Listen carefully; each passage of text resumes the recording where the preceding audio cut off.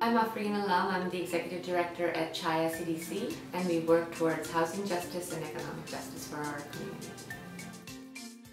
I am an immigrant myself. I came here as a teenager with my family, and often I would see my father shuffle through other people's paperwork. He was kind of like a social worker. Even come in with their family issues to my father and my mother, asking for advice. So I always saw like a sort of stream of people coming through our doors for various needs.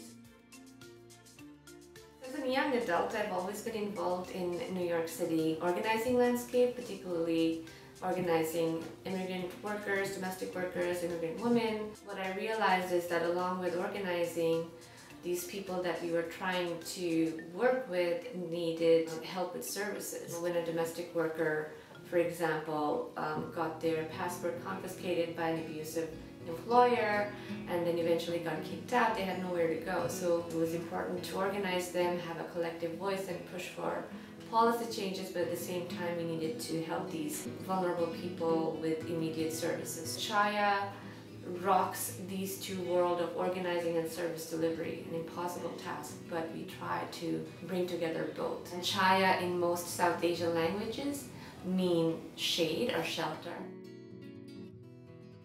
Persistence and relentlessness, attending a membership meeting, occasional but constant set of reminders why you're in this job, speaking to some of the amazing women who are part of our organization that come through our door and being part of their lives. That always helps me remind myself why I'm in this job, why I'm in this sector, despite all the bullshit and hardship. The work I do is endless and relentless. To survive this work, I think one needs to be grounded in the bigger picture of things. For me, that bigger picture was making a connection between my spirituality and my professional life. And the only way I was able to make sense of it all and dedicate myself fully was to really believe that I am an extension of a greater power.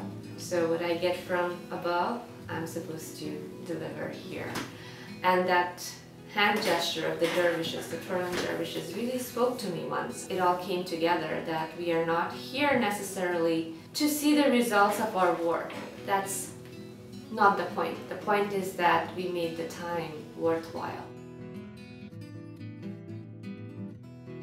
Have your conviction. Really do it because you believe in it, and don't do it because it's one way of making money. Particularly, I want to say to immigrant activists, many of us feel the guilt, the pressure, the obligation to take care of not just ourselves, definitely not just ourselves, but our families. Don't feel guilty about it. You do need to take care of your families. You do need to take care of yourselves. And don't diminish that need. Do that. Do take care of yourselves. Do your part for your families. But also make sure you're in touch with your convictions. There's just so much noise, especially if you're an immigrant, where we can't hear our heart, where we lose our inner voice. It certainly happened to me. That's why I was floundering as a young adult. Try your best to listen to yourself. Thank you for watching. If you like what you saw and like to know more about women excelling in their work, please hit subscribe.